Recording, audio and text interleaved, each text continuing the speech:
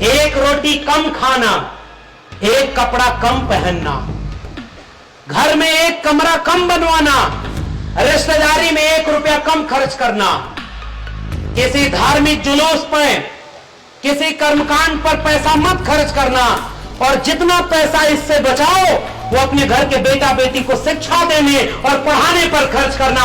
हाथ उठाकर बताओ, आप शिक्षा देने के लिए काम करेंगे कि नहीं? आप अपने बच्चों को स्कूल भेजेंगे कि नहीं? आप अपना पेट काट कर उनको पढ़ाएंगे कि नहीं? जिंदाबाद जिंदाबाद जिंदाबाद।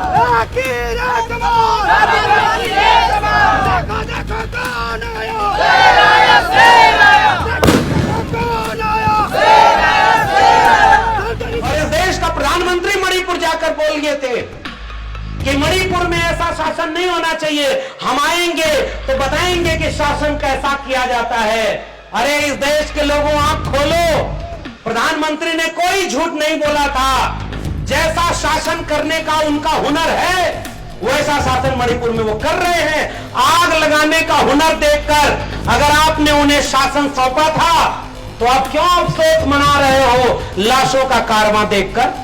कि जो भी आपके बच्चों की शिक्षा की बात ना करे, रोजगार की बात ना करे, वो आपके बच्चों के भविष्य का दुश्मन है कि नहीं? और अचानक आकर रोज आपसे कहे हिंदू खतरे में है, मुसलमान खतरे में है, मंदिर खतरे में है, धर्म खतरे में है, और जितना खतरे में ये सब बताते हैं उनका एक भी बच्चा आपका धर्म बचाने आपके बीच में नहीं आता। उनका बच्चा बेटा बेटी विदेश में पढ़ाई करने जाता है। और बताओ छत्तीसगढ़ में कितने सरकारी स्कूल बचे हैं जिसमें आपके बच्चों को अच्छी शिक्षा मिले? शिक्षा छीन ली जाएगी तो आपके बच्चे क्या तर्क विवेक संपन्न होंगे क्या? आपके बच्चों से अगर शिक्षा छीन ली गई, कलम छीन लिया गया, तो कलम छीन लिए लोगों के हाथ में कुछ दंगाई लोग आएंगे और कहेंगे धर्म खतरे में है, चलो बचाने। आपका बच्चा जो अपनी जमीन खतरे में थी कभी बचाने नहीं गया, जो आपका जंगल खतरे में था कभी बचाने नहीं गया, जो आपकी शिक्षा खतरे में थी कभी बचाने नहीं गया, जो आपका रोजगार खतरे में था कभी बचाने नहीं गया। वो झूठा धर्म खतरे का नारा सुनकर धर्म बचाने चला गया और हमारा और आपका परिवार लुट गया। और जिसने दंगा करवाया वो चुनाव पे चुनाव जीतता गया। इसलिए छत्तीसगढ़ के लोगों, एक वादा करके जाओ, कभी भी किसी दंगाई जुलूस में अपने बेटी बेटे को भेजने नहीं जाओगे और कभी भी धर्म की लड़ाई में आप शामिल नहीं होगे। बहुत बहुत धन्यवाद। आज कृषि उपज मंडी मगरलोड धमतरी छत्तीसगढ़ के इस कार्यक्रम में आसपास से आए हुए आप सभी सम्मानित नागरिकों को मेरा क्रांतिकारी उलगुलान है, जय भीम, जय मंडल, जय संविधान है, इंकलाब जिंदाबाद है। मंच पर बैठे हुए सभी सम्मानित अतिथिगण, चूंकि अतिथियों की लिस्ट बहुत लंबी है तो मैं सबका सम्मान एक साथ कर देता हूं। आप सबका बहुत बहुत धन्यवाद।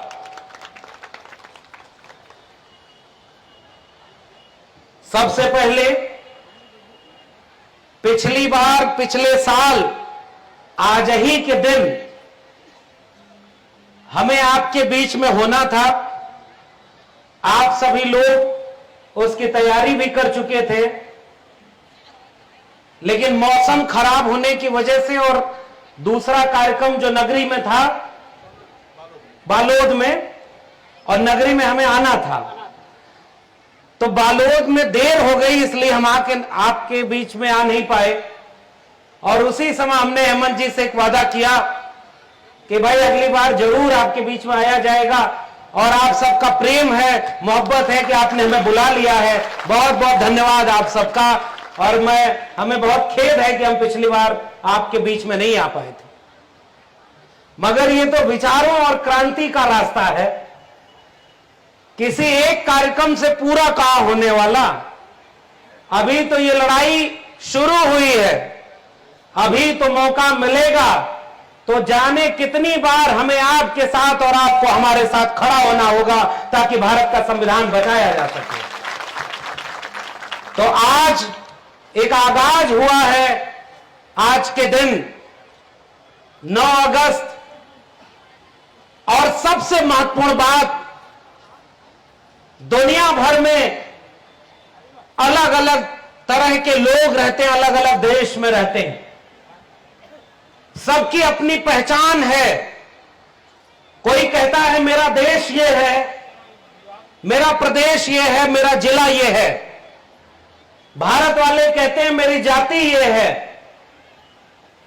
दुनिया भर में ये सब पहचान अलग अलग बांटती है, और आज का दिन ऐसा है जो पूरी दुनिया के लोगों को जोड़ता है। इसलिए आज के दिन को विश्व आदिवासी दिवस के रूप में माना जाता है। तो सबसे पहले तो आज के दिन का एक पैगाम है कि हम और आप एक हैं, और हमारा दर्द एक है तो हमारी दवा भी एक होगी, और हम सब मिल करके अपनी दवा का बीमारी का इलाज करेंगे। इसलिए हम आपके बीच में आए हुए हैं।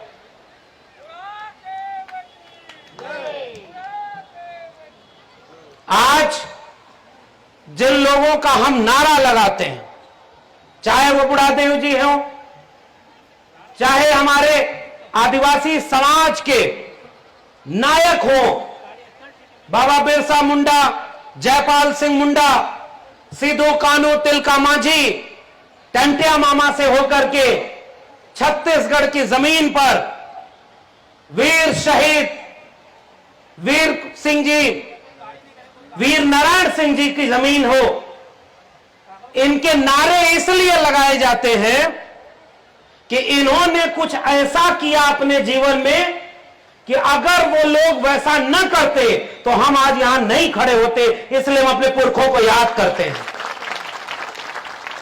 अगर ऐसा न होता तो हमारे भी पुरखे थे, और हम ही उन्हें याद नहीं करते। हम अपने बाप दादाओं को कब याद करते हैं? लेकिन आज जब हम इस तरह के समाज में जी रहे होते हैं, तो कोई 50 साल पहले था, कोई 100 साल पहले था, कोई 1000 साल पहले था। तो 1000 साल पहले हमारा कौन था हमें नहीं पता, लेकिन हमारा सगा वही था जिसने उस समय कुर्बानी की, उस समय लड़ाई लड़ी, ताकि आज हम सीना तान के खड़े हो रहे हैं। इसलिए हम अपने पुरखों की जोहार बोलते हैं और उनको इनकलाबी सलाम पेश करते हैं। मगर साथियों, आज के दिन एक सवाल भी अपने आप से पूछने की जरूरत है।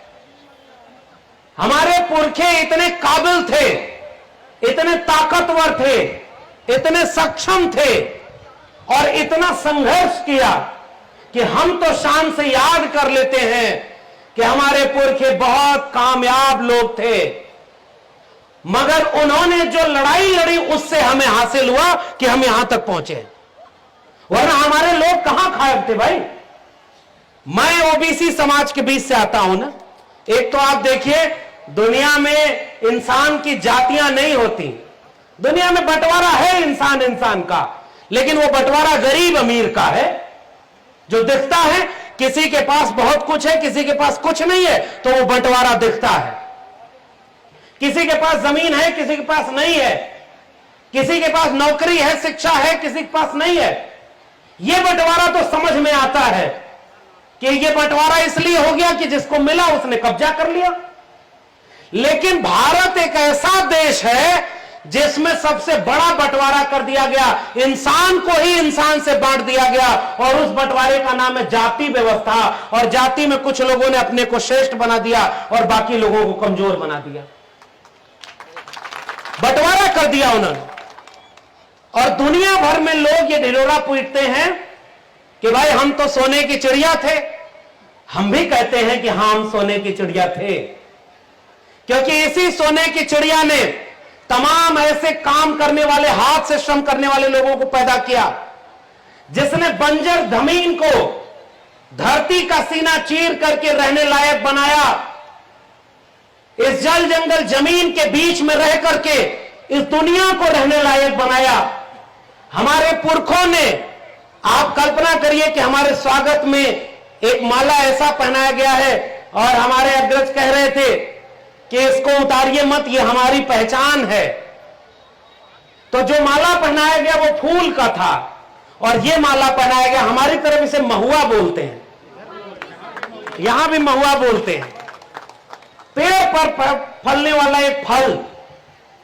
एक बात बताइए, जब पढ़ाई लिखाई नहीं थी, डिग्री नहीं थी, तो वो कौन लोग थे जो पहचान गए कि ये तो पेट की बीमारी का इलाज है, ये दवाई है, इसलिए हम इसको खाते भी हैं और इसकी पूजा भी करते हैं। इससे बड़ा विज्ञान और इससे बड़ी मेरिट किसी के पास हो तो बताइए। हमारे पुर के मेरिट वाले थे जो पहचान गए कि ये कितनी बड़ी दवाई है, कौन सी चीज खानी है, कौन सी चीज नहीं खानी है, और किस चीज की पूजना करनी है और कितनी पूजा नहीं करनी।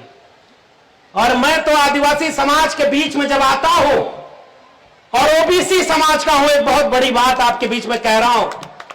मैं जब भी पिछली बार भी आया, इस बार भी आया, तो सबसे शुरू में एक बात कह रहा हूं, हम ओबीसी समाज के लोग जब आदिवासी समाज के लोगों के बीच आते हैं तो ऐसा लगता है कि एक भाई अपने भाई के घर गया है, क्योंकि वही संस्कृति हमारी भी है और वही संस्कृति आपकी भी है। और मैं क्यों कह रहा हूं कि हम और आप भाई भाई हैं, हम आप बहन और परिवार के हिस्सा हैं, क्योंकि जो आपकी पूरी पद्धति है ना, वही ओबीसी समाज की भी है। मैं तो उत्तर प्रदेश से आया हूं।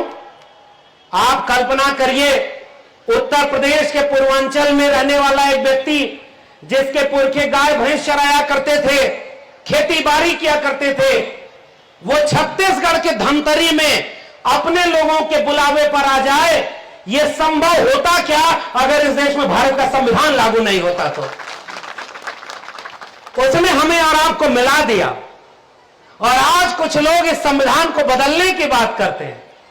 यह छत्तीसगढ़ है और हमें पता चला है कि छत्तीसगढ़ में भी कुछ नए नए टाइप के लोग आए हैं जो कहते हैं कि भारत के संविधान को बदलना है और इसे फलाने का राष्ट्र बनाना है।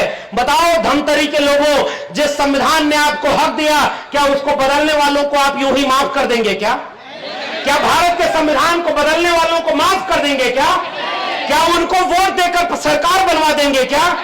ये जो संविधान आपका हक दिया, इसे आपके रहते कोई बदल सकता है क्या?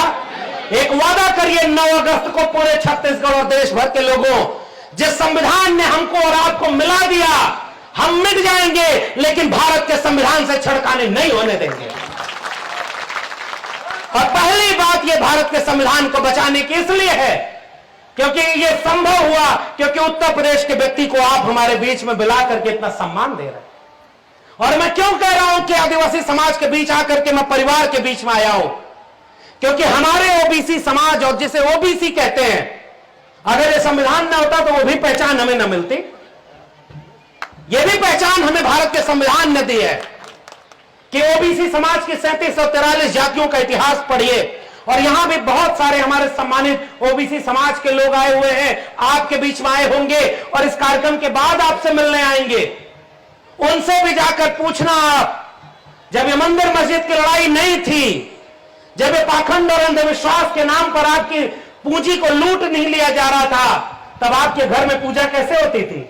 यही प्रकृति पूजा थी।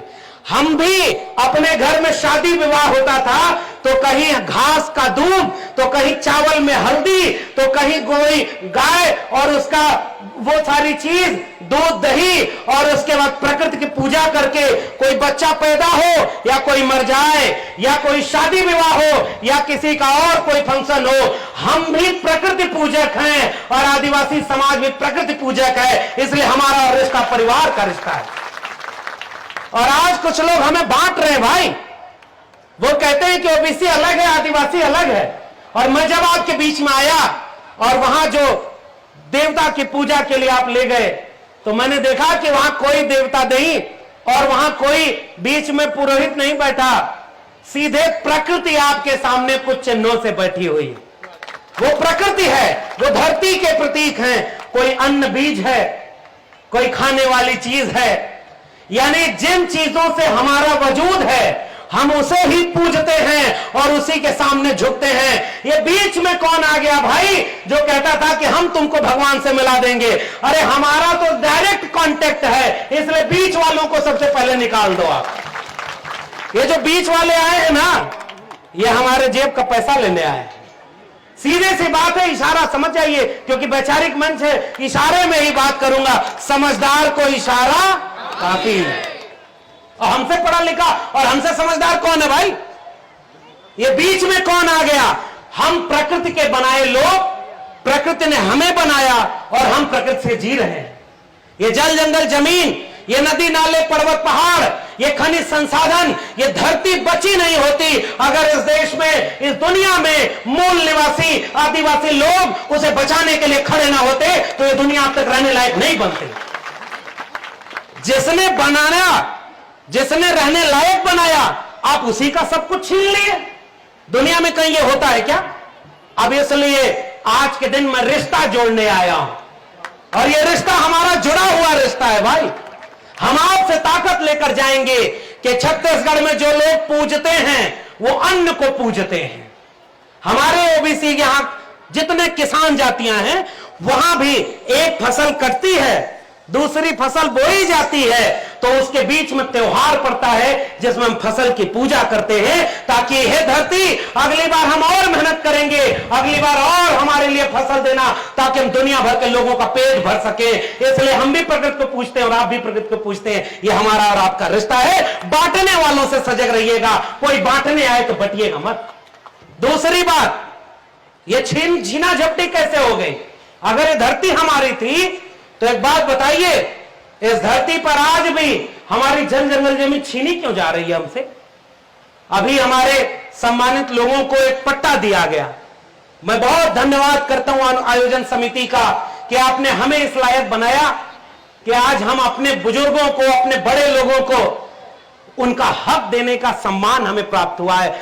आपके सम्मान से हम सम्मानित होकर के लौटेंगे और जाएंगे उत्तर प्रदेश और दिल्ली वालों को बताएंगे कि देखो दिल्ली वालों, उत्तर प्रदेश वालों, झारखंड बिहार वालों, तमाम दक्षिण भारत के लोगों, इस दुनिया और देश में हमारे जैसे लोग देश दुनिया में रह रहे हैं जिनको मंदिर मस्जिद के झगड़े से कोई मतलब नहीं, उनकी भी जरूरत है शिक्षा, स्वास्थ्य, रोजगार की, पढ़ाई, कमाई, दवाई की और अपने हक हुकूक की।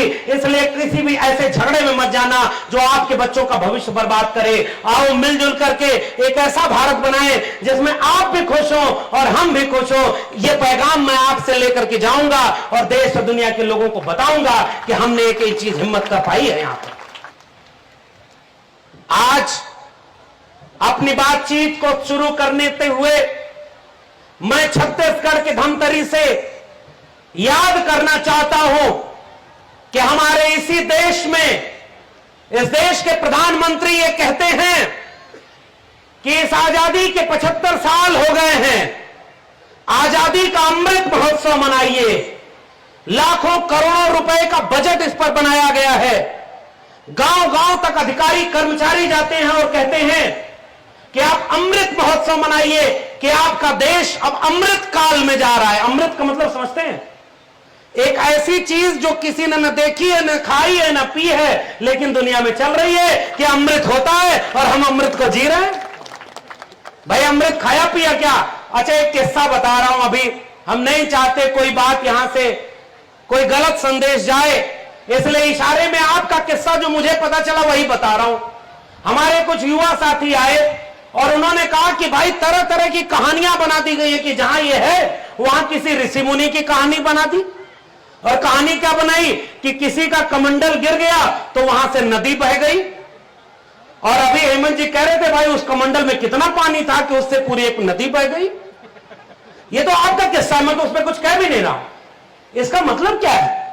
इसका मतलब यह है कि कुछ किस्से ऐसे होते हैं जो आपको मानसिक रूप से गुलाम बनाने के लिए आपके बीच में छोड़ दिए जाते हैं। यह गुलामी का प्रतीक है। हमारे यहां ज्योतिबा फूले एक नायक हुए।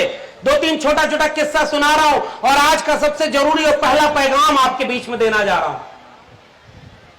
हम क्यों कहते हैं शिक्षा जरूरी है? कल्पना करिए अगर मैं पढ़ा लिखा न होता, मेरे घर वालों ने मुझे पढ़ाया न होता, मैं स्कूल न गया होता, मैं डिग्री कॉलेज और यूनिवर्सिटी में पढ़ाई न किया होता, तो क्या आप मेरा इतना सम्मान करते? क्या हमने पढ़ाई की तब ना आप हमारा सम्मान कर रहे?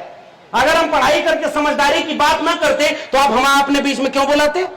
भाई यहाँ के आयोजक मंडल अपने यहाँ के किसी बड़े नेता को बुलाते, वो आकर दोनों बाहें फैलाकर कहता कि हम आपके साथ हैं, चाहो आपको इतना चंदा दे दिया, इतना अधिकार दे दिया, और यहां से जाए और वहां रायपुर और जहां दिल्ली में बैठ करके आपका हक बदलने का कहे कि अब पैसा कानून यहां लागू नहीं होगा, अब हम समान नागरिक संहिता ले आएंगे, यूसीसी ले आएंगे, और आप हाय तौबा कहे कि अरे भाई जिस नेता को हमने सम्मान दिया उसको जब कुर्सी पर बैठाया तो हमारे बच्चों का भविष्य बर्बाद कर दिया। फिर बताओ इस कार्यक्रम का क्या महत्व होता?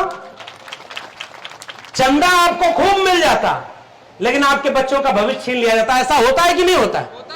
इसलिए आपने हमें बुलाया कि हो सकता है कोई ऐसी बात हो जो यहां से ये आवाम जाए अपने गांव में तो जागरूक हो जाए, सजग हो जाए कि उसके बच्चों का भविष्य कोई छीन न ले, और जो उसके बच्चों का भविष्य छीन रहा है उसको पहचान ले और उसको न वोट दे न नोट दे, ताकि वो कमजोर हो और उसके बच्चे के लिए एक नवा छत्तीसगढ़ और एक नया भारत बने, जिसमें उसका बच्चा अगर 50 साल बाद अपने पिता को याद करे तो वो ये ना कहे कि तुम्हारे पुरखे लायक थे तो तब तो तुम आदिवासी दिवस मनाते थे, और तुम कितने नालायक थे कि तुम्हारे सामने हमारी जल जंगल जमीन छीन ली गई, तुम्हारे सामने हमारा आरक्षण छीन लिया गया, तुम्हारे सामने यूसीसी लागू करके हमारी प्राकृतिक प्रथा को हमसे छीन लिया गया, तुम्हारे सामने हमारे पुरखे हमारे लोगों के ऊपर कोई पेशाब कर गया, तुम्हारे सामने जब महिलाओं को, हमारे परिवार की महिलाओं को नंगा घुमाया गया तब तुम क्या कर रहे थे? मैं सीना तान के कहूंगा कि जिस समय मणिपुर में हमारे परिवार की महिला को नंगा घुमाया गया, मैं छत्तीसगढ़ में खड़े होकर इस देश के प्रधानमंत्री और मणिपुर के मुख्यमंत्री की निंदा कर रहा था कि उसने हमारे परिवार की महिला के साथ छेड़खानी की है। इसलिए मैं आपके बीच में आया हूं ताकि आने वाली पीढ़ियों से आंख मिला सकूं, क्योंकि 25-50 साल बाद हमारे बच्चे हमसे पूछेंगे कि जब मणिपुर की महिलाओं को नंगा घुमाया गया तो नंगा वो महिलाएं नहीं हुई, नंगा ये पूरा देश हो गया है जिसने चुपचाप उनको ऐसा देखा है, वो अपमान हमारा हुआ है। और उसके बाद चुना हुआ एक मुख्यमंत्री वहां बैठकर बोलता है ऐसी घटनाएं तो रोज होती रहती हैं। मैं यहां से एक पैगाम दे रहा हूं और आपको यह कह रहा हूं, अगर हम और आप ताकतवर होते तो 24 घंटे के अंदर उस मुख्यमंत्री को अपना पद छोड़ना पड़ता जो इतना शर्मनाक बयान दे रहा है, मगर हम बच गए हैं, इसलिए आज हमारा मजाक उड़ाने वाले सत्ता में बैठे। बताओ मैं सही कह रहा हूं कि गलत कह रहा हूं? यह अपमान जो मणिपुर में हो रहा है वो हमारी माताओं बहनों के साथ हो रहा है कि नहीं? और वो चुपचाप हम होता हुआ देख रहे हैं। कोई मध्य प्रदेश में हमारे ही भाई के ऊपर पेशाब कर दे और वहां का मुख्यमंत्री उस पेशाब जिसके ऊपर हुई है उसका पैर धुल रहा है। अब मैं एक बात यहां से यह भी कह रहा हूं, हालांकि यह बात मुझे कहनी नहीं चाहिए और ऐसा करिएगा भी मत, मैं अपील भी कर रहा हूं, मगर फिर भी मैं एक कल्पना करने को कह रहा हूं। ऊंची जाति के जिसने पेशाब की उन्हीं के ऊपर एक आदिवासी अगर पेशाब कर दे तो बताओ इस देश में अब तक क्या भूचाल नहीं आ गया होता? क्या हमारी इज्जत कोई इज्जत नहीं है? और पेशाब किया ऊंची जाति ने और मुख्यमंत्री जो ओबीसी है वो चला गया उनका पैर धोने, अरे उसी को बुलाते और उसी को उसका पैर धुलाते और घुटनों पर बैठकर माफी मंगाते कि हम क्या, हमारी आने वाली पीढ़ी भी किसी आदिवासी भाई के साथ ऐसा अपमान कभी नहीं करेगी। ऐसा हुआ क्या? वो पैर धो दिए और आप खुश हो गए। वो पैर धोते हैं इस देश के प्रधानमंत्री कि हम इस देश में मैला साफ करने वालों का भी पैर धोते हैं, इस देश में जिन्हें अछूत कहा जाता है उनका भी पैर धोते हैं। इस देश के प्रधानमंत्री कहते हैं कि मैं गरीब घर का बेटा हूं, चाय बेचकर प्रधानमंत्री बना हूं। उन्हें चाय बेचते देश में कोई नहीं देखा, मगर पूरा देश बेच रहे हैं, फिर भी उनके भक्त कहते हैं कहां कुछ बेच रहे हैं। आप समझ गए कि नहीं? किस स्टेशन पर चाय बेची, कौन सी चाय बेची, कितने दिन चाय बेची, इसका कोई लिखित इतिहास है क्या? और वही लोग हमसे कहते हैं कि अगर आदिवासियों को जमीन चाहिए तो उसका कागज चाहिए। छत्तीसगढ़ में अगर आपको आरक्षण लेना है, अभी हेमंत जी बता रहे थे और साहू जी बैठे हुए हैं छत्तीसगढ़ बना 2001 में और शायद कागज मांगते 50 साल पुराना। अरे भाई, जब इस देश के मूल वहां के रहने वालों को अपनी जमीन चाहिए तो तुम कागज मांगते हो, और जब तुम्हें हम कहते हैं कि प्रधानमंत्री अपनी डिग्री दिखाओ तो हमें फेक डिग्री दिखा देते हो, झूठी डिग्री दिखा देते हो। बताओ, ये धोखा हमारे साथ हो रहा है कि नहीं? इस देश के प्रधानमंत्री की डिग्री झूठी है, ये पता है कि नहीं आपको? प्रधानमंत्री, अच्छा एक बात बताइए, दुनिया में बहुत सारे झूठे लोग पैदा हुए होंगे, लेकिन इस देश ने इतना झूठा प्रधानमंत्री आज तक नहीं देखा होगा। इतना बड़ा झूठ बोलने वाला। और कैसे झूठ बोलने वाला? उन्होंने कहा कि हर साल हम इतना एम्स खोल रहे हैं, इतना यूनिवर्सिटी खोल रहे हैं, इतने हॉस्पिटल खोल रहे हैं, और 4-6 दिन बाद उन्हीं का मंत्री संसद में बयान देता है कि जितना प्रधानमंत्री जी 1 साल में खोल रहे थे उतना तो हम 9 साल में भी नहीं खोल पाए हैं। बताइए, झूठ बोला कि नहीं बोला? और जमीन बेच रहे, रेल बेच रहे, बैंक बेच रहे, LIC बेच रहे, और मैं दिल्ली विश्वविद्यालय का एक ठेके पर प्रोफेसर आपको बताने आया हूं, हमारे और आपके बच्चों की शिक्षा भी बेच दिया है उस प्रधानमंत्री ने जिसकी अपनी डिग्री फेक थी। मैं क्यों यह बात इतने गुस्से से कह रहा हूं? क्योंकि अगर शिक्षा न होती तो हम तो पढ़ ही नहीं पाते, और जब हम पढ़ नहीं पाते तो हम जान ही नहीं पाते कि बूढ़ादेव का इतिहास क्या है।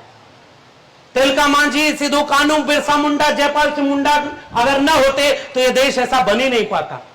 जयपाल सिंह मुंडा साहब संविधान सभा में खड़े हुए तो उन्होंने एक बात बोली थी जो मैं आज विश्व आदिवासी दिवस के दिन बोलना चाहता हूं। जयपाल सिंह मुंडा साहब खड़े होकर बोले कि देखो भाई, इस देश में लोकतंत्र तुम्हें आदिवासियों को सिखाने की जरूरत नहीं है, हम सिंधु घाटी सभ्यता के वारिस हैं, लोकतंत्र को हमने पैदा किया है, इस देश को हमसे लोकतंत्र सीखना चाहिए। यह बात वहां पर जयपाल सिंह मुंडा ने बोली। उन्होंने कहा कि हमारे जल जंगल में छीन लोगे तो हम देश का करेंगे क्या? तब आकर प्रधानमंत्री बोलते हैं कि अमृतकाल में इतना ऊंचा तिरंगा फहराओ, इतना ज्यादा ये करो, इतना पैसा इसके लिए दे रहे हैं। बताओ इस देश के प्रधानमंत्री महोदय, किसी क्रिकेटर की उंगली टूट जाती है तब तुम ट्वीट करते हो, विदेश तुम्हें घूमने जाता होता है तो तुम फोटो ट्वीट करते हो, तुम्हें अगर किसी विपक्षी दल की एकता अगर बनी कि वो इंडिया नाम दे दिए तो तुम ये ट्वीट करते हो, भाषण देते हो कि ये इंडिया वाले ईस्ट इंडिया कंपनी वाले हैं। सुना कि नहीं आपने? उन्होंने कहा ये ईस्ट इंडिया कंपनी और लश्कर वो इंडियन मुजाहिदीन वाले इंडिया वाले हैं, और खुद उसी प्रधानमंत्री ने अपनी योजनाओं का नाम रखा है खेलो India, startup India, make in India. तो बताओ प्रधानमंत्री, ये सारा इंडिया कौन सा वाला है? ईस्ट इंडिया कंपनी वाला है या इंडियन मुजाहिदीन वाला है? अरे तुम इस देश के लोगों को मूर्ख समझते हो। हाँ, यह बात सही है कि इस देश के लोग अभी इतने नादान हैं कि वो तुम्हारे जैसे झूठे व्यक्ति को फिर से प्रधानमंत्री बना देते हैं। क्यों मैं झूठा कह रहा हूं? क्योंकि उसने कहा था ना कि 15 लाख एक एक अकाउंट में आएगा। बताइए, मैं कोई गलत बात कह रहा हूं क्या? 15 लाख आया क्या आपके अकाउंट में? बताइए, 15 रुपया भी आया क्या? 2 करोड़ रोजगार हर साल दूंगा, 2 करोड़ रोजगार मिला क्या? अब तक 9 साल में 18 करोड़ रोजगार होना चाहिए, और आज इस देश में ऐसा हो गया है कि 18 करोड़ लोगों की नौकरी छूट गई होगी, नौकरी छीन ली गई, और फिर भी आप खुश हैं क्योंकि वो मुसलमानों के खिलाफ तो है। गलत बात कहूं तो बोलिएगा, उसने हमें जातियों में तोड़कर आपस में बांट दिया, धर्म के नाम पर लड़ा रहे हैं, और दूसरी तरफ हमारे बच्चों की शिक्षा, रोजगार, नौकरी और जल जंगल जमीन को प्राइवेट अपने दोस्त अंबानी और अडानी के हाथों बेच रहे हैं। ये आपके साथ सबसे बड़ा धोखा हो रहा है। इसलिए जागो मेरे भाइयों बहनों, माताओं, बुजुर्गों, आपके हमारे सामने ये पूरा देश लूटा जा रहा है। मैं अभी 1 हफ्ते पहले झारखंड गया था, और झारखंड में जिस जगह पर मेरा कार्यक्रम था वहां बहुत बड़ा खनिज संसाधन था। और भाई छत्तीसगढ़ जब आता हूं तो एक बात जरूर याद आती है। पता चलता है कि इस देश में, इस राज्य में 97% लोग तो SC ST OBC हैं, 32% से ज्यादा तो आदिवासी हैं, कुछ लोग तो कहते हैं कि 40% तक हैं। आपको एक फार्मूला दूं, आप ये कहिए कि इस प्रदेश में आदिवासी 50% है, और कोई कहे कि गलत बोल रहे हो तो आप कहिए गिनती करवा लो, फिर से गिनती करवा लो भाई। अगर हम गलत बोल रहे हैं तो बताओ हमारी आबादी कितनी है। इस प्रदेश में ओबीसी समाज के लोग भी है ना। ओबीसी समाज के लोगों, ये जो आज प्रधानमंत्री बने बैठे हैं, उन्होंने भी मान्यवर कहा कि मैं ओबीसी मां का बेटा हूं। हालांकि जब वोट मांगना होता है तभी उन्हें याद आता है, उसके बाद जब मंडल कमीशन की बात करनी होती तो ओबीसी की बात नहीं करते। बताओ जरा छत्तीसगढ़ के ओबीसी समाज के लोगों, आपकी आबादी कितनी होगी? यहां पर ओबीसी समाज के लोग बैठे होंगे, बताइए कितनी आबादी होगी। अब देखिए ओबीसी समाज के लोग भी कर रहे हैं 48% है, मैं इसको भी कर रहा हूं, इसको भी को 50% है। कोई कहीं गलत बोल रहे हो तो आप कहीं गिनती करवा लो, अगर हम गलत बोल रहे हैं तो आप गिनती करवा लो। अच्छा अब दूसरी बात बताओ, इस देश में प्रधानमंत्री ओबीसी हैं, इस प्रदेश के मुख्यमंत्री ओबीसी हैं, तो ओबीसी को मंडल कमीशन के हिसाब से 27% आरक्षण मिलना चाहिए कि नहीं मिलना चाहिए? भाई बताइए, जैसे प्रधानमंत्री बोलते हैं वैसे ही मैं भी बोल रहा हूं। बताओ भाइयों बहनों 2 करोड़ रोजगार आपको मिलना चाहिए कि नहीं मिलना चाहिए? बताओ भाइयों बहनों 15 लाख नौकरी आपको मिलनी चाहिए कि नहीं मिलनी चाहिए? बताओ आपका अच्छा दिन आना चाहिए कि नहीं आना चाहिए? तो बताओ 27% ओबीसी को 27% आरक्षण मिलना चाहिए कि नहीं मिलना चाहिए? ये बताओ आपका आरक्षण जब बढ़ाया गया तो कौन वहां पर हस्तक्षेप नहीं कर रहा है? उसको रोका कौन हुआ है? वही जो नागपुर से आया है, राज्यपाल बना के बिठा दिया गया है। मैं तो एक सवाल पूछ रहा हूं ना, अगर चुनी हुई सरकार आपका हक दे रही है, और यही झारखंड के लोगों ने भी कहा कि भाई आदिवासी जितने हैं उतने आदिवासी को नौकरी में, शिक्षा में, जमीन में, बैंक में, विद्यालय में, स्कूल में, कॉलेज में और हर जगह उनको हिस्सेदारी मिलनी चाहिए कि नहीं मिलनी चाहिए? आपकी हिस्सेदारी छीनी जा रही है और अपने दोस्तों को पूरा देश बेचा जा रहा है। भारत आजाद हुआ 7.5% आदिवासी थे, 2011 की जनगणना कह रही है लगभग 9% होने वाले हैं। अगर कायदे से अब गिनती करा लो, जनगणना ही नहीं करा रहे। इस देश में बकरी की गिनती है, पेड़ पौधे की गिनती है, मगर इस देश में ओबीसी कितने हैं और अपर कास्ट कितने, इसकी गिनती नहीं हो रही है। क्योंकि प्रधानमंत्री को डर लगता है कि एससी एसटी ओबीसी अब कह रहा है जाति जनगणना होनी चाहिए। अगर जनगणना हो गई तो भेद खुल जाएगा कि कहीं 3-4% लोगों ने इस देश के 75% और 80% नौकरी कब्जा तो नहीं कर ली है, शिक्षा कब्जा तो नहीं कर ली है। सही है कि नहीं?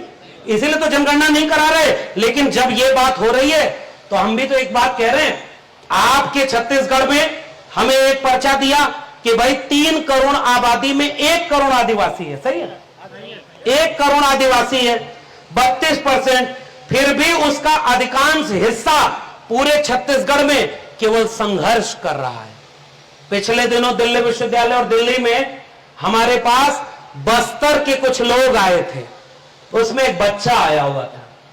वो बच्चा जो जब 7-8 साल का था तो पुलिस प्रशासन के लोग जब उनके ऊपर हमला करने गए, और ये मैं नहीं बोल रहा हूं, ऑन रिकॉर्ड बातें आप देख सकते हैं, वो मां के साथ था, उसकी मां को मार दिया गया। उस बच्चे के ऊपर जो तेज चीज लगी उसकी 4 उंगलियां कट गई थी। वो बच्चा अब बड़ा हो गया था, दिल्ली विश्वविद्यालय की 4 दीवारी पर खड़ा चुपचाप इस मुल्क से एक सवाल पूछ रहा था कि मेरी मां, मेरे पिता मेरे गांव की जमीन बचाने के लिए खड़े थे, मेरे रिश्तेदार हमारे बस्तर को बचाने के लिए लड़ रहे थे। वो कौन लोग थे जिन्होंने उनको गोलियों से भून दिया? पहले कहा नक्सली हैं और बाद में कहा मिस्टेकन आइडेंटिटी हो गई। आज इस देश में क्या आदिवासी समाज इतना कमजोर है कि आपके लोगों को गोली मार दी जाए और बाद में कहा जाए कि साबित करो कि ये किसको गोली मारी हो? तो उन्होंने कहा कि गलती हो गई, मिस्टेकन आइडेंटिटी है। क्या गलती का हर्जाना करके जिनको मार दिया उनको वापस लाया जा सकता है क्या? क्या इसी देश में बस्तर बकसवाह के जंगलों में, हसदेव के जंगलों में और तमाम छत्तीसगढ़ में जहां की मिट्टी सोना पैदा करती है, छत्तीसगढ़ एक अमीर राज्य के गरीब निवासियों, हम आपसे एक सवाल पूछने आए हैं। आपके प्रदेश को लूटा जा रहा है और आप इस लूट को चुपचाप देखना चाहते हैं। आपके यहां खनिज संसाधन ऐसा है कि मिट्टी बह जाए तो उसको भी बेचकर कुछ लोग कमा लेंगे। अगर प्रधानमंत्री कुछ दिन और छत्तीसगढ़ घूम जाए तो दिल्ली जाकर बताएंगे कि छत्तीसगढ़ में अभी ये जगह और बची है, इसको भी बेच दो। इसलिए सजग रहिएगा। फैक्ट्री बिक गई। और मैं जब गया था गढ़वा झारखंड तो वहां पता है एक बात पता चली, छत्तीसगढ़ के लोगों इसको भी याद करिएगा, कंपनी लगाई गई है वहां ताकि कोयला निकाल सके, खनिज निकाल सके। इस देश का नक्शा बनाइए, 3 नक्शे अलग अलग बनाइएगा। पहले नक्शे पर जहां जहां इस भारत के नक्शे में जंगल हो उसको चिन्हित कर दीजिए। दूसरे नक्शे पर इस भारत में जहां जहां खनिज संसाधन हो, रॉ मटेरियल हो, उसको चिन्हित कर दीजिए। और तीसरे नक्शे पर आदिवासी को बनाइए। तीनों नक्शे को जब एक पर लिखेंगे तो तीनों भारत एक नजर आएगा। जहां सबसे ज्यादा खनिज है वहीं सबसे ज्यादा जंगल है, और जहां जल जंगल जमीन है वहीं आदिवासी है। लेकिन वहीं सबसे ज्यादा लूट हो रही है और हम चुपचाप उस लूट को देख रहे हैं। सरकार आपको जब आपके इलाके में कोई फैक्ट्री लगाती है तो उसके बॉन्ड पेपर पर साइन कराती है, और बॉन्ड पेपर पर बताएं क्या लिखा होता है कि अगर प्राइवेट की कंपनी लगेगी तो इलाके के लोगों को रोजगार मिलेगा। आपके भी छत्तीसगढ़ में कंपनियां लगी है ना? बताइए, जितना वादा किया था उसने नौकरी उतनी दी क्या? उसकी 10% नौकरी भी झारखंड में नहीं मिली है। पता नहीं छत्तीसगढ़ में कितनी मिली है, मुझे नहीं पता। उन्होंने कहा कि जहां हमारी कंपनी लगेगी, क्योंकि सरकार उनकी मदद करती है, तो जब वो वहां पर गए तो उन्होंने कहा कि जब छत्तीसगढ़ और यहां के इलाके में हम कंपनी लगा रहे हैं तो हम यहां से खनिज संसाधन लेंगे तो आपके बच्चों को शिक्षा मुफ्त देंगे, दवाई मुफ्त देंगे, पढ़ाई मुफ्त देंगे, कमाई मुफ्त देंगे।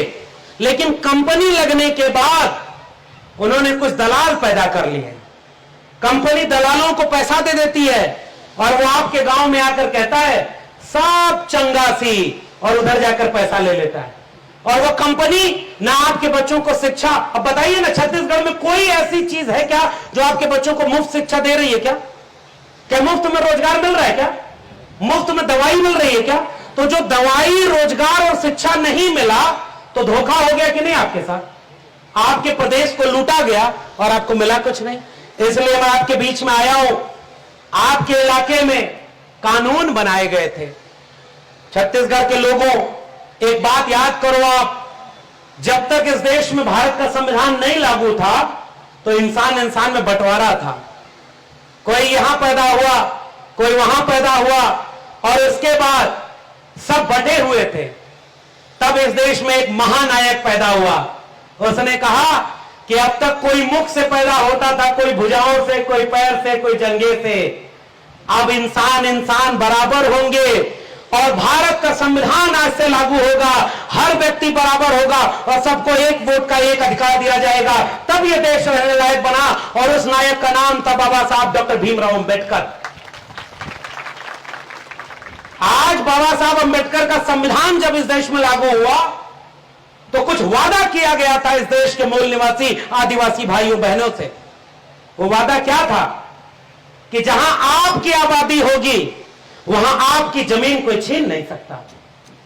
और उसी कानून को व्यवस्थित करके क्या बना दिया गया? पेशा कानून।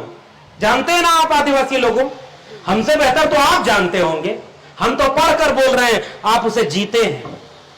तो जो पेशा कानून बनाया गया कि बिना आपकी मर्जी के कोई एक ईंट भी आपके इलाके में नहीं रख सकता, कोई एक पत्थर आपके इलाके से नहीं उठा सकता। यह वादा किया था आजादी की लड़ाई लड़ने वाले लोगों ने आपके हमारे पुरखों से कि भारत का संविधान रहेगा और वहां पर आपके इलाके में छूट दी गई है कि जब तक आपकी राय नहीं ली जाएगी आपकी जमीन कोई ले नहीं सकता। बताओ मणिपुर की आग क्यों लगाई गई? क्योंकि मणिपुर में जो जमीन आदिवासी समाज के बीच है वो तब तक कोई छीन नहीं सकता, खरीद नहीं सकता जब तक उसको उसकी लिस्ट में शामिल न कर दिया जाए। तो जिनके पास सब कुछ था उनको भी वहां लिस्ट में शामिल कर रहे और वहां उनका हक छीनने के लिए वहां पर आग लगवा दिया। और इस देश का प्रधानमंत्री मणिपुर जाकर बोल गए थे कि मणिपुर में ऐसा शासन नहीं होना चाहिए, हम आएंगे तो बताएंगे कि शासन कैसा किया जाता है। अरे इस देश के लोगों आंख खोलो, प्रधानमंत्री ने कोई झूठ नहीं बोला था। जैसा शासन करने का उनका हुनर है वैसा शासन मणिपुर में वो कर रहे हैं। आग लगाने का हुनर देखकर अगर आपने उन्हें शासन सौंपा था तो आप क्यों अफसोस मना रहे हो लाशों का कारवां देखकर, जब आपने उसे चुना ही था आग लगाने के लिए। और मैं केवल एक बात की नहीं कर रहा हूं, मैं ये कह रहा हूं कि जो भी आपके बच्चों की शिक्षा की बात ना करे रोजगार की बात ना करे, वो आपके बच्चों के भविष्य का दुश्मन है कि नहीं? और अचानक आकर रोज आपसे कहे हिंदू खतरे में है, मुसलमान खतरे में है, मंदिर खतरे में है, धर्म खतरे में है, और जितना खतरे में ये सब बताते हैं उनका एक भी बच्चा आपका धर्म बचाने आपके बीच में नहीं आता है। उनका बच्चा बेटा बेटी विदेश में पढ़ाई करने जाता है। और बताओ छत्तीसगढ़ में कितने सरकारी स्कूल बचे हैं जिसमें आपके बच्चों को अच्छी शिक्षा मिले? कहीं इमारत नहीं है तो कहीं मास्टर नहीं है, कहीं किताब नहीं है तो कहीं वहां पर बारिश में छत चूती है। शिक्षा छीन ली जाएगी तो आपके बच्चे क्या तर्क विवेक संपन्न होंगे क्या?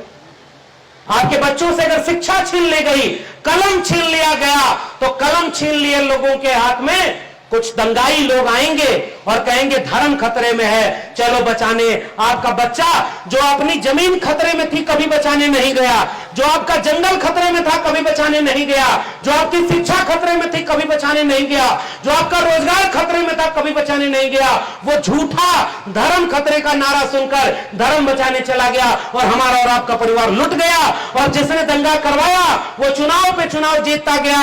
इसलिए छत्तीसगढ़ के लोगों, एक वादा करके जाओ, कभी भी किसी धार्मिक जुलूस में, दंगाई जुलूस में अपने बेटी बेटे को भेजने नहीं जाओगे और कभी भी धर्म की लड़ाई में आप शामिल नहीं होगे। अगर लड़ना है तो शिक्षा की लड़ाई लड़ो, कलम और किताब की लड़ाई लड़ो और अपनी जल जंगल जमीन बचाने की लड़ाई लड़ो। क्योंकि अगर शिक्षा बचा लोगे तो आपका बेटा बेटी समझदार पैदा होगा। समझदार पैदा होगा तो सवाल करेगा और धोखे से सजग रहेगा। मैं एक किस्सा हर जगह सुनाता हूं, आप भी सुनो। हमारे यहां मैं इशारे में कुछ बात बोलूंगा कि कुछ लोगों को बुरा ना लोगे और आयोजक लोगों को भी कोई दिक्कत ना हो। हमारे यहां किस्सा है कि जैसे एक आदमी, उसके दादाजी गुजर गए तो पिताजी एक आदमी को बुलाकर लाए कि दादाजी की आत्मा मुक्त हुई कि नहीं। अब आप समझ गए ना वो किसको बुलाकर लाए होंगे? ये आत्मा परमात्मा का धंधा किसका है आप जानते हैं ना? तो समझदार को इशारा, तो उनको बुलाकर लाए और उनसे पूछे कि दादाजी तो गुजर गए, अब उनकी आत्मा कहां है? तो वो आदमी बोला कि ऊपर आराम कर रही है। कहां? ऊपर। तो कहा कोई दिक्कत परेशानी? कहा नहीं कोई दिक्कत तो नहीं है, लेकिन उनके सोने के लिए चारपाई नहीं है। तो कहा वो चारपाई उनको मिलेगी कैसे, पहुंचेगी कैसे? तो उन्होंने कहा हम इस धरती पर है ना, देवता के अवतार हैं, हमारा डायरेक्ट लिंक है, आप हमको दोगे तो हम आपके दादाजी की आत्मा तक पहुंचा देंगे। धोखा समझना छत्तीसगढ़ के लोगों। वो आदमी बोला और पिताजी कम पढ़े लिखे थे, नहीं जानते थे, उन्होंने नई नई चारपाई खरीद करके उन सज्जन को दे दी और वो नई वाली चारपाई लेके चले गए और उस पर आराम से सोने लगे। समझ रहे ना? अब जब कुछ दिन बाद आए तो फिर पिताजी ने हाथ जोड़कर बोला, हे भूदेव, हमारे दादाजी की आत्मा कैसी है? तो कहा कि बहुत ठीक है, जो तुम 13वीं मनाए थे इसमें गाय दिए थे, इसका बढ़िया दूध पीते हैं दादाजी। नई वाली चारपाई जो दिए उस पर बढ़िया नींद आती है। लेकिन उनको थोड़ा मार्केट जाने में, जैसे धमतरी और मुगल रोड से आगे बढ़ने में सुबह शाम जाने में बड़ी परेशानी होती है, एक साइकिल खरीद के अगर दे देते तो उनको बड़ा आराम मिल जाता। आप समझिएगा, खेल समझिएगा भाइयों बहनों। और तुरंत पिताजी कम पढ़े लिखे ना समझ नई साइकिल खरीद के मान्यवर को दे दिया। मान्यवर साइकिल लेकर चले गए। तीसरी बार आए और सामने जैसे ही पिताजी हाथ जोड़कर बैठे, कहे हे देवता के रूप, हमारे दादाजी की आत्मा कैसी है? तो जैसे ही वो व्यक्ति बोला कि हाँ, जो गाय दी थी उसका बढ़िया दूध पीते हैं, जो चारपाई दी थी उस पर बढ़िया नींद आती है, और जो साइकिल दिए थे उससे रोज सुबह शाम मुगल रोड पूरा घूमने चले जाते हैं। तुरंत उनका पोता वहीं बैठा था जो शिक्षित जागरूक था, बीच में खड़ा होकर बोला, ना पिताजी, ये व्यक्ति झूठ बोल रहा है। आदमी चौकन्ना, क्या झूठ बोल रहा? कहा कि जो जो आपने दादाजी को गाय भेजी, चारपाई भेजी, साइकिल भेजी, वो दादाजी तक पहुंची ही नहीं। वो नाराज होकर बोला, तुमको कैसे पता कि वो नहीं पहुंची? तो उसने कहा, देखो दादाजी ने हमको एक चिट्ठी लिखकर भेजा है कि बेटा तुम्हारा भेजा कोई सामान हमको नहीं मिला है। चिट्ठी लिख के भेजा। अब वो आदमी नाराज धोती होती पकड़ करके गुस्से में खड़ा हुआ, कहा ये चिट्ठी तुम्हारे पास किस रास्ते आई?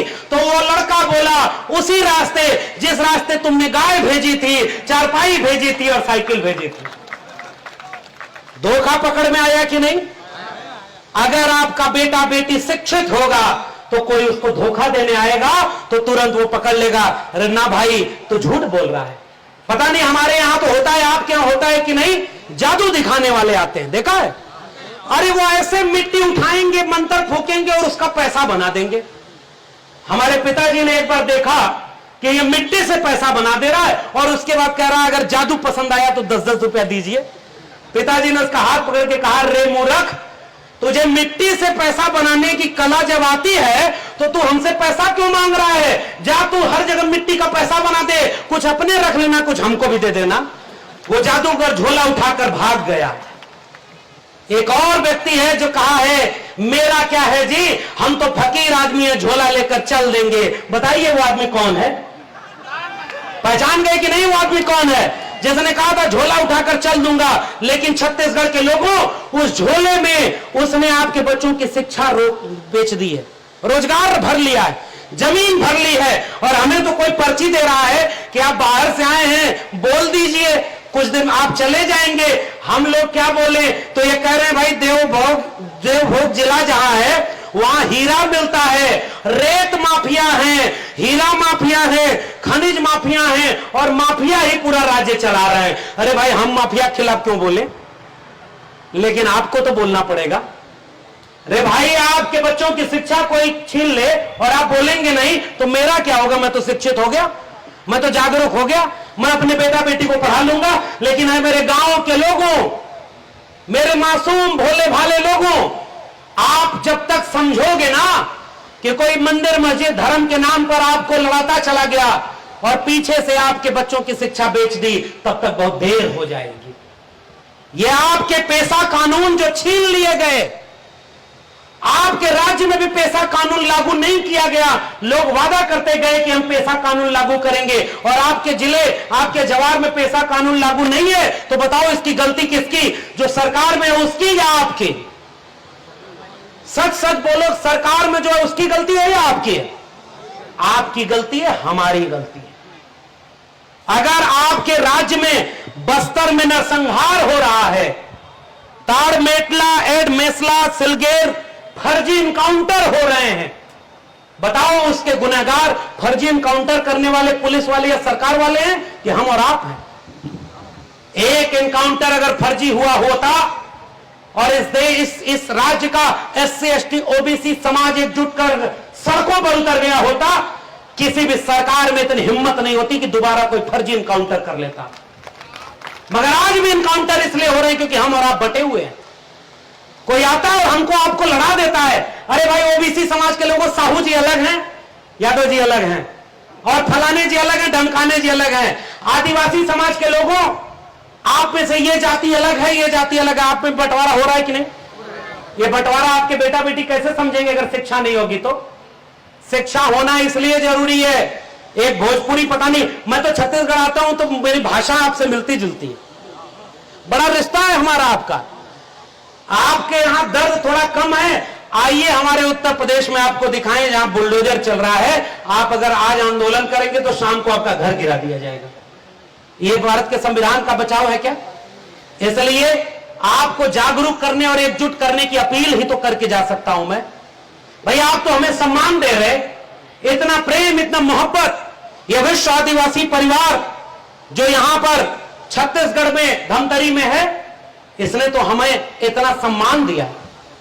ये जो आपने सम्मान, अभी हमारा युवा साथी पगड़ी बांधते हुए हमसे एक बात कह रहे थे कि ये जो पगड़ी बांधी जा रही है ना हमारे इलाके में, इसका मतलब होता है कि हम आपके कंधों पर, आपके माथे पर एक जिम्मेदारी बांध रहे हैं।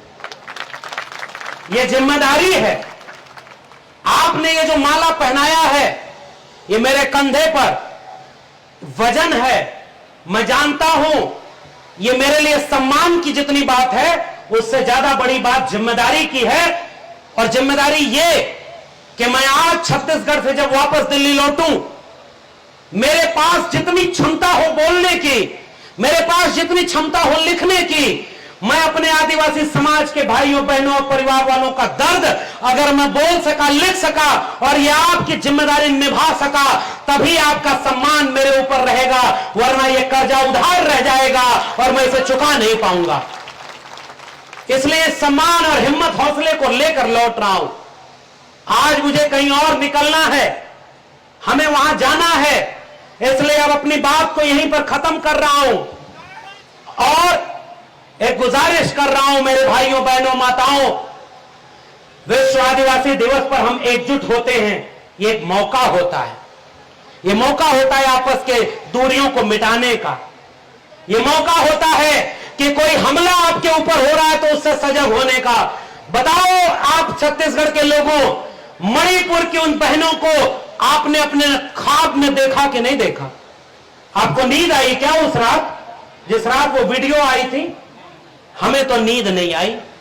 पता नहीं इस देश के प्रधानमंत्री को नींद कैसे आई, जो प्रधानमंत्री 3 महीने से ज्यादा हो गया और देश दुनिया के हर मुद्दे पर भाषण देता है, लेकिन आज मणिपुर पर चुप हैं। हम आज विश्व आदिवासी दिवस पर अपने छत्तीसगढ़ से उन प्रधानमंत्री को लानत भेजते हैं और कहते हैं कि अगर आपका जमीर जिंदा हो तो एक लाइन खड़े होकर आज इस देश के लोगों से माफी मांग लीजिए कि मणिपुर में जो हुआ उसके लिए हम माफी मांगते हैं, तब हम मानेंगे कि आप इंसान हैं।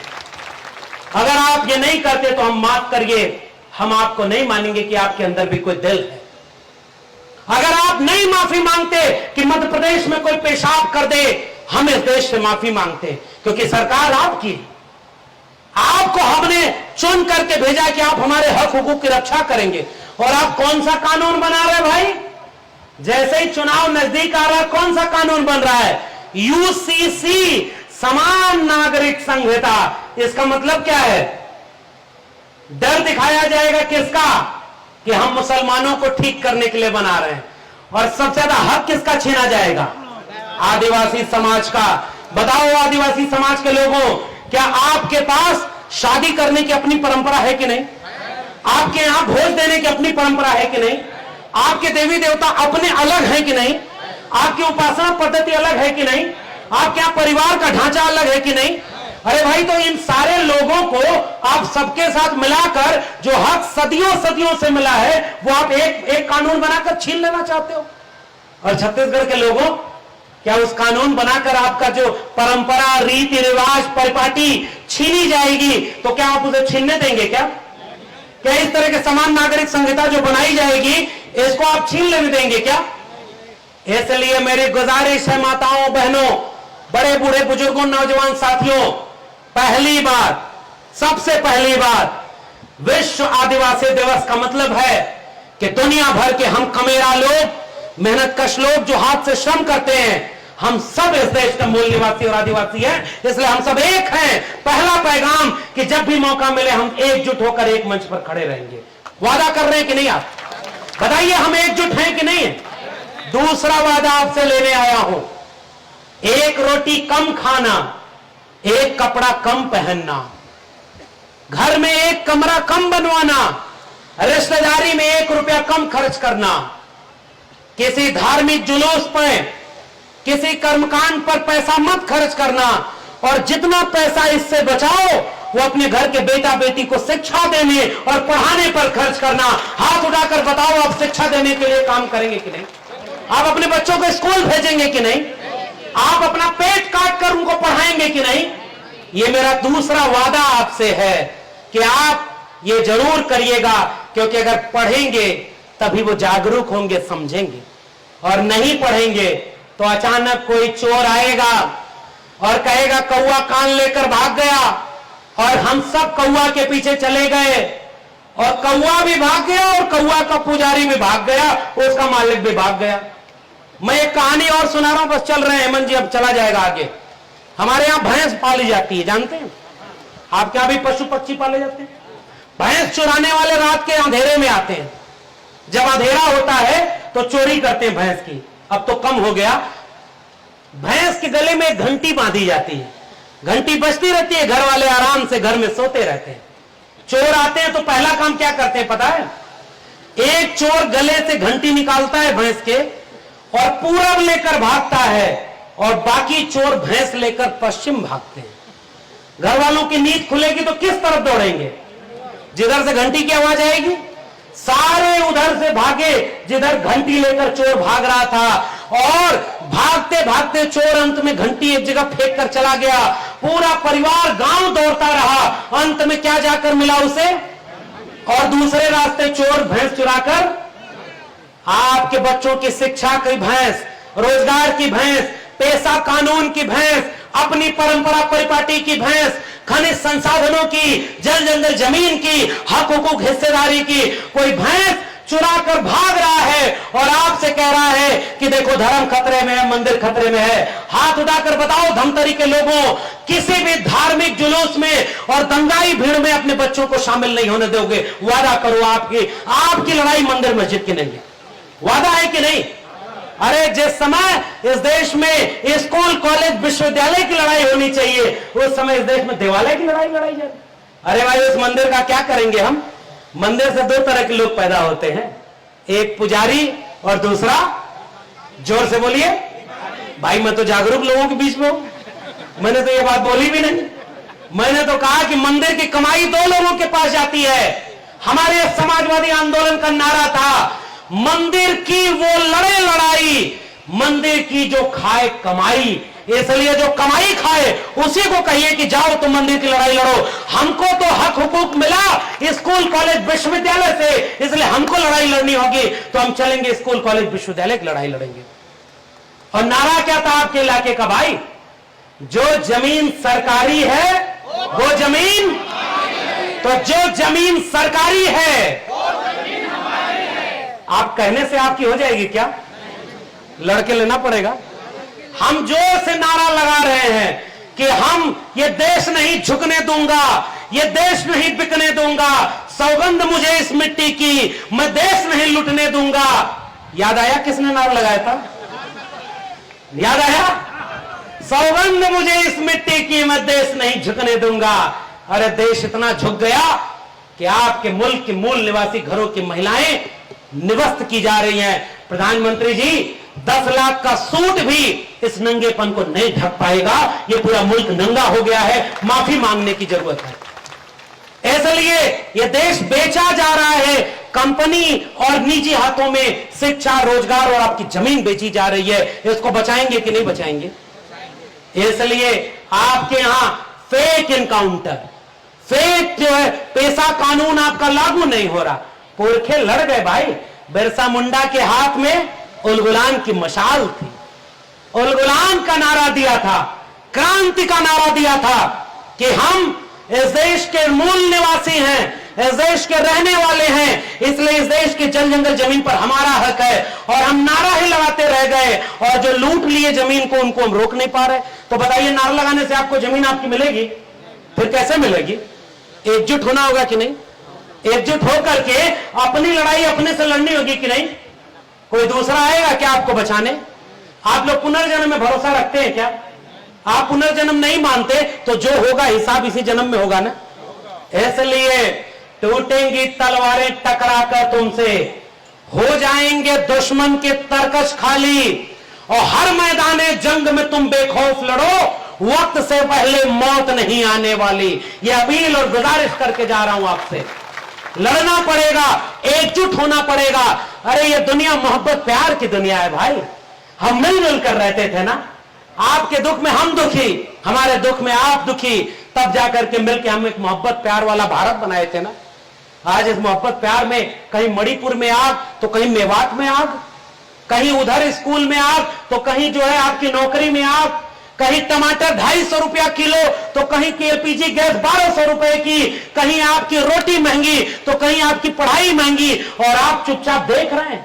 अरे मेरे देश के लोगों, अरे मेरे समाज के लोगों, यह उत्सव मनाना तो बहुत जरूरी और अच्छी चीज है, मगर याद रखना अगर 2024 में हिसाब नहीं किया ना तो पता नहीं अगली बार आप ये प्रोग्राम भी कर पाएंगे या नहीं। मैं एक चुनौती देकर आपके सामने जा रहा हूं। ये खतरा है कि भारत के संविधान को बदल दिया जाएगा, और लोग कह रहे हैं कि धर्म का राज बनाएंगे, राम राज्य बनाएंगे।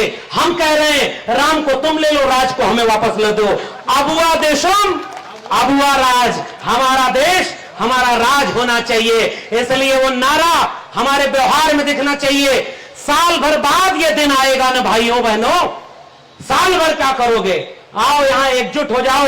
सर्व आदिवासी समाज के लोगों, हर दिन सजग हो जाओ, शिक्षा के लिए लड़ो, जमीन के लिए लड़ो, पेशा कानून के लिए लड़ो, समान नागरिक आचार संहिता का खिलाफ करना और मणिपुर के खिलाफ खड़े हो और इस देश में जो आग लगा रहे हो उसके खिलाफ खड़े हो, तब जाकर हमारे नारे में ताकत बचेगी। आने वाली पीढ़ी जब सवाल करेगी कि आग लग रही थी तब तुम क्या कर रहे थे, एक जंगल में आग लग गई, एक छोटी सी चिड़िया, सारे पक्षी भागने लगे, एक छोटी सी चिड़िया अपनी चोंच में पानी भर करके जाए और आग पर डाले और फिर आए चोंच में पानी भर के आग पर डाले। जंगल के बाकी जानवर हंसने लगे, अरे चिड़िया इतनी बड़ी आग लगी है और इतनी बड़ी आग तेरी चोंच के एक बूंद पानी से बुझ जाएगी क्या? उस चिड़िया ने जो पैगाम दिया धमतरी छत्तीसगढ़ के लोगों, ये मेरा आखिरी वाक्य, आखिरी पैगाम है। हो सकता है कल को हमें जेल में डाल दिया जाए, हो सकता है कि कल हमारे जैसे बोलने वालों को गिरफ्तार कर लिया जाए, हो सकता है कि कोई गोली मार दे, हो सकता है कोई हमारी आवाज दबा दे, मगर एक बात याद रखना, ये जान जोखिम में डालकर केवल हम इसलिए बोल रहे क्योंकि हमारे पुरखे जान जोखिम में डाले तो हम खड़े हो पाए। अगर हम नहीं खड़े होंगे तो आने वाली पीढ़ियां गुलाम पैदा होंगी। उस चिड़िया ने कहा कि मैं जानती हूं कि मेरी चोंच के एक बूंद पानी से जंगल की आग नहीं बुझेगी, मैं जानती हूं कि ये आग बहुत बड़ी है और मेरे चोंच से नहीं बुझेगी, मगर जब इस देश में इस बात का हिसाब किया जाएगा कि जब मंदिर मस्जिद के नाम पर, मणिपुर मेवात के नाम पर, पेशा कानून न लागू करने के नाम पर, बस्तर में आदिवासियों को मार देने के नाम पर, हसदेव के जंगलों को लूट लेने के नाम पर, खनिज संसाधनों को खत्म कर देने के नाम पर, आपके पेशा कानून को न लागू होने के नाम पर, यूसीसी थोप देने के नाम पर पूरे देश में जो आग लगाई जा रही थी, जब इस आग का इतिहास लिखा जाएगा तो मेरा नाम आग लगाने वालों में नहीं, आग बुझाने वालों में शामिल होगा। जय भीम, जय मंडल, इनकलाब जिंदाबाद, जय भीम, जोहार, उल गुलाम जिंदाबाद।